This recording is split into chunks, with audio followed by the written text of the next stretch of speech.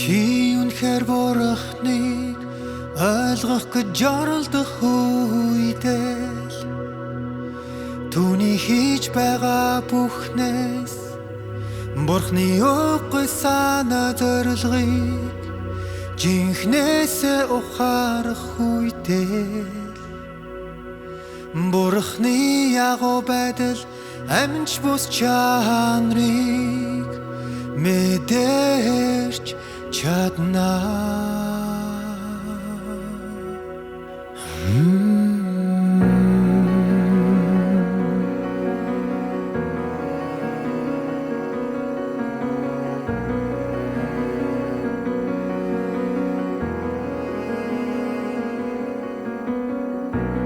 Хэдийгээр бурхан солон хэрэглэн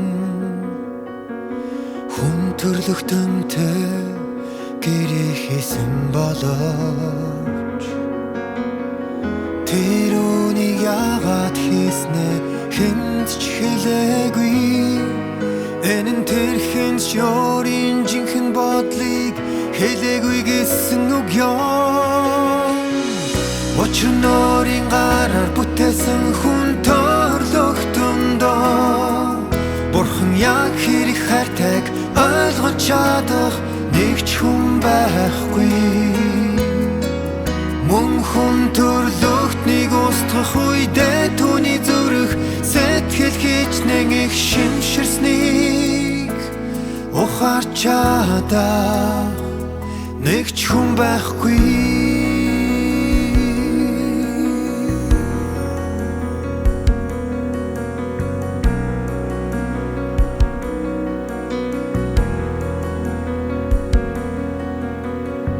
Бурхан үргэлжлэн хамгийн сайн тал хамгийн сайн зүйлийг хүн төрлөختөнд өгөөд өөрөө бүх зовлон чимээгүйхэн үрдээ. Бурхан эдгээр зовлон хэзээч илдэлгээдгүй. Тэхийн орон тэдгэрийг чимээгүй тэсвэрлэж хүлээдэг. Бурхны төвчээр нь хүйтэн цэвдэг байдал биш, хөшүүн байдалч биш, арга мохос байдалч биш, холчхор байдлын тэмдэгч биш. Харин бурхны хайр болон мөн чанар нь үргэлж аминч бос байсаар байна.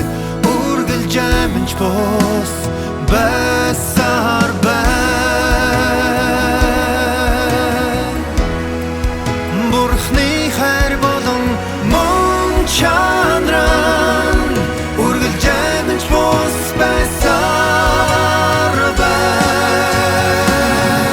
Энэ нь түүний мөн чанар болон зам чанарыг төрөлхийн илчилээ. Жинхэнэ бүтээгч болон чанарын үнэн бодтой билэл билээ.